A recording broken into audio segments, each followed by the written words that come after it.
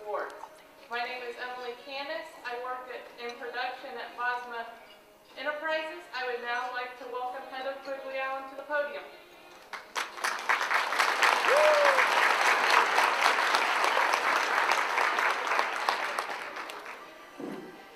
Thank you, Emily, and good afternoon. Welcome to the 16th Annual Thomas C. Hasbrook Awards Luncheon. For those of you who do not know me, I'm Heather Quigley-Allen. I am the Senior Director of Marketing at Bosma Enterprises, and I also serve as the President of the Bosma Visionary Opportunities Foundation. On behalf of the employees and Board of Directors of Bosma Enterprises and the Bosma Visionary Opportunities Foundation, it is my pleasure to welcome you today. I know there's a lot of faces in this room that have been to this luncheon a number of times, and some new faces as well. And for so many of us, this has become an annual tradition that gives us a day to take a time out and really remember the core values that drive the mission of Bosma Enterprises. I invite you today to continue to support the critical work that we're doing at Bosma Enterprises to empower people who are blind or visually impaired. All proceeds from this event today do benefit the Bosma Visionary Opportunities Foundation, and the role of the foundation is to support the employment and training programs offered at Bosma Enterprises. We are especially honored this year to have our keynote speaker with us, Jeff Mittman. In a short while, you're going to have the opportunity to hear Jeff's remarkable story. Of course, we will also be presenting some very special awards, our Employee of the Year, our Corporate Partner of the Year, and most importantly, our Thomas C. Hasbrook Award. Before I leave you to your lunch, I'd like to recognize the people who made this day possible with the members of the marketing and philanthropy team, as well as the Bosma employees who volunteered to help at today's event. Please stand.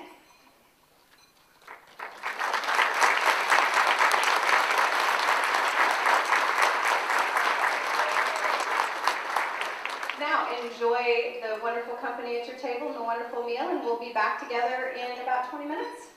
As many of you know, Bosma Enterprises was named after the late Senator Charles E. Bosma, who was the beloved Indiana legislator who worked so hard to create opportunities for people with disabilities.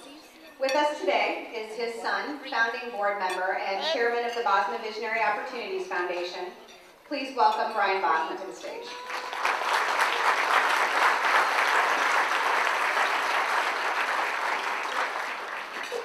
Thank you, Heather. It's my pleasure again to be with this group, and it's been a great 23 years since we founded Bosma, then Bosma Industries for the Blind, now Bosma Enterprises. And as I look out at this group, I can't help but think of the first Hasbrook Award dinner, which was composed of mostly the Hasbrook family, a few employees, myself, and a few others. And I can't recall which building it was in, but I remember it wasn't very pretty. It might have been the State Street building. There were maybe 30 of us there total. Folding tables, plastic tablecloths. I don't recall what we ate, but we ate it with plastic utensils. I do remember that. And then to look out at the hundreds of folks here, so many employees of Bosma Enterprises, so many supporters of Bosma Enterprises. And it's just very rewarding to be here on this special day that recognizes both the legacy of a legislator that dedicated his life to helping the disabled, and also recognizing his good friend, who was also on the founding board of Bosma Industries, Tom Hasbrook and his family. So it's my distinct pleasure today to have the opportunity to introduce our sponsors for this event. In politics, which some of you may know I spend a little bit of time in, I always say this is the job that they give to someone they really don't like. The next guy they want out, because if you pronounce everyone's name correctly, all you've done is met expectations. And there's a high probability that you're not going to get it right. So having acknowledged that, as I announce your name, would you please step forward to accept your recognition from Bosma Enterprises, from Rhonda, Kim, and Kelly, the equivalent of Vanna White, only ×3 right over here. Once again, this year our title sponsor is a group that has been so supportive of Bosma Industries, Bosma Enterprises for so many years, and is one of our primary suppliers And you'd think that would be the reason, but it's not. It's because they're dedicated to the mission of Bosma Enterprises, and we want to give special recognition today to High Five Products, and with us is Brian Heggie of High Five. Brian.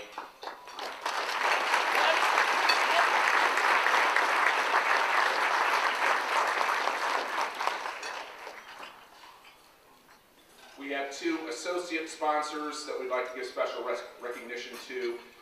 First, Ellen Henderson and Company, represented by Jessica Rollins. Jessica.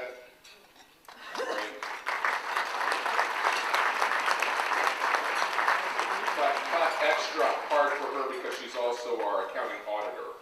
Okay.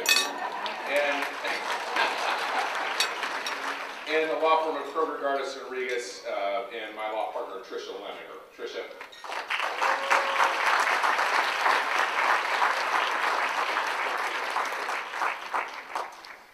We have a group of folks that we call supporting sponsors, and again, key partners and have been, some of them for a very long time, in the mission of Bosma Enterprises. The first is Ansel Healthcare Products, who could not be with us today, and so you can clap for them as the one I'm going to mispronounce. Momeki, very good. Healthcare, that's Swedish. Represented by Mary Ajami, that's not Swedish, but I got it right, I think. Momeki Healthcare, represented by Mary Ajami. Thank you for being with us. And then a longtime partner of ours in providing employment for the blind and visually impaired, Napa Ball Camp, represented by Andrea Taylor. Andrea?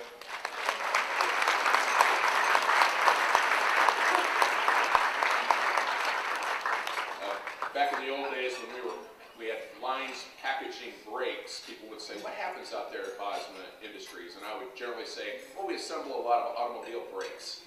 And that would bring them to a complete halt.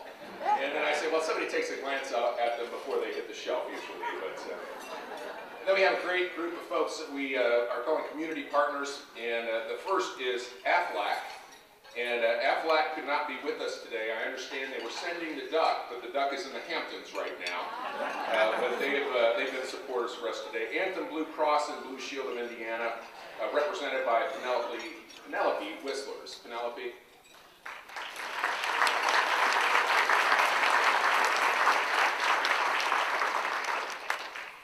We also have as a community partner Brown & Brown of Indiana, and that firm is represented today by Chris Coors. Chris?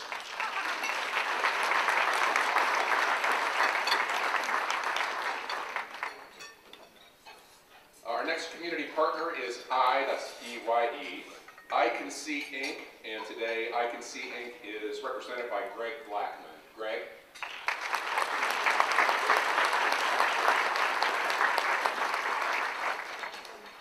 Our next community partner is First Merchants Insurance Group, and today First Merchants is represented by Greg Andelin. Greg?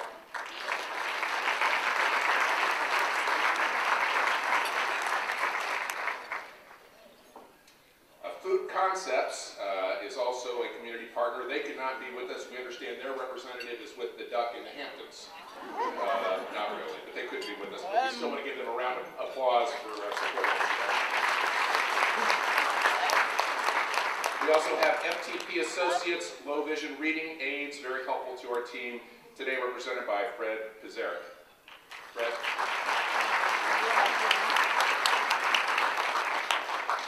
We also have as a community partner today Indianapolis Yellow Cab, which we always appreciate, represented by Sergio Gonzalez Perez. Sergio?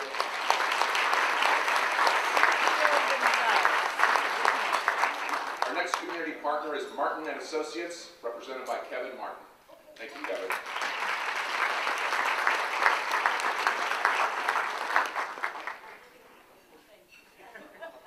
Next, a longtime friend of Bosma Enterprises in a whole variety of roles, Jim Hammond is here today representing Smart Partners Alliance. Jim, special thanks to you.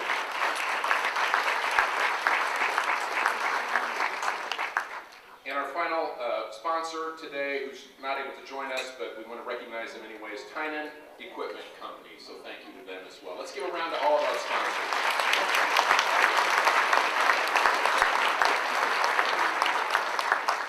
Well, talking about the history of the establishment of Bosma Enterprises and its evolution to what you see before you today. But I'm not going to do that because I have a very special privilege. I come from a family of men who served in the military, both grandfathers. I should recognize my family who happens to be here today. My mother, Margaret, my sisters Rhonda and Janice, my wife, Cheryl, who are with us today, and my mom's husband, Charles Bosma, our dad, was a World War II combat veteran. Her father, Hans Heggie, spelled differently than the high five Heggie slightly, was a World War I combat veteran. My dad's father, World War I combat veteran as well. The last two barely spoke English at the time that they fought. So I've always been sensitive to the fact that we throw the word hero around pretty loosely these days. Someone brings a cake to the bake sale and they're a hero. Or someone serves in a specific position with or without risk, but they happen to be in the position or in the employment. And they're a, quote, hero. Well, we have a special privilege today because we are going to hear from a true American hero. But not so much, I'm going to suggest to you all, is his heroism, was his heroism expressed on the battlefield, although it was expressed for a long period of time in the service of our nation in the United States Army. The heroism that you're going to hear about has happened since the events of the battlefield have occurred. I had the privilege, along with many of the employees of Bosma Enterprises, to hear our guest speaker today speak to our Christmas luncheon 2 or 3 years ago. And, you know, I look like a big tough guy that takes a lot of grief, and I'm hanging in there all the time. I left there not just with tears in my eyes, but tears running down my face. Not because of the injuries, not because of the story of the battlefield, but because of the story of heroism that has happened since that time and still goes on today. Ladies and gentlemen, prepare to be inspired by our retired Master Sergeant, who's also a member of the Bosma Industries Board today, Sergeant Jefferey E. Mittman. Sergeant.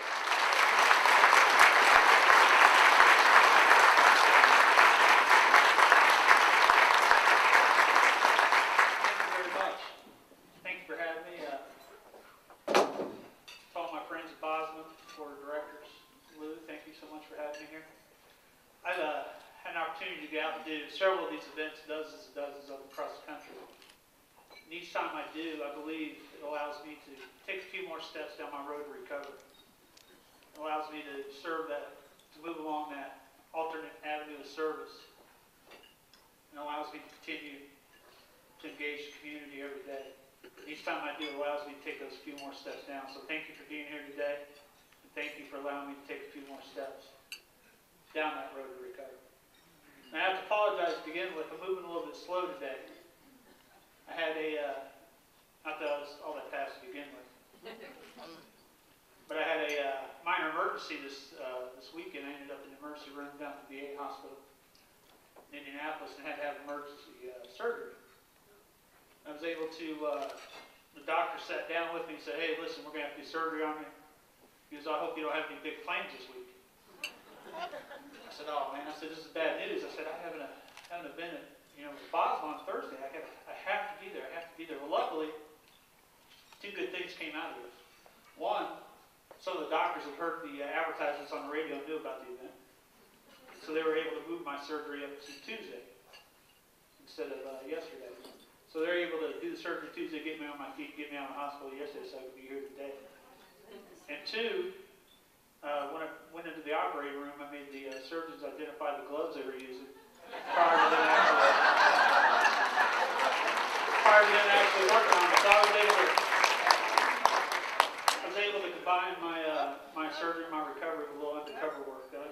Glad to report that all is well over at the VA hospital. I'd like to also give a special thanks to another person here in attendance today, is my mother.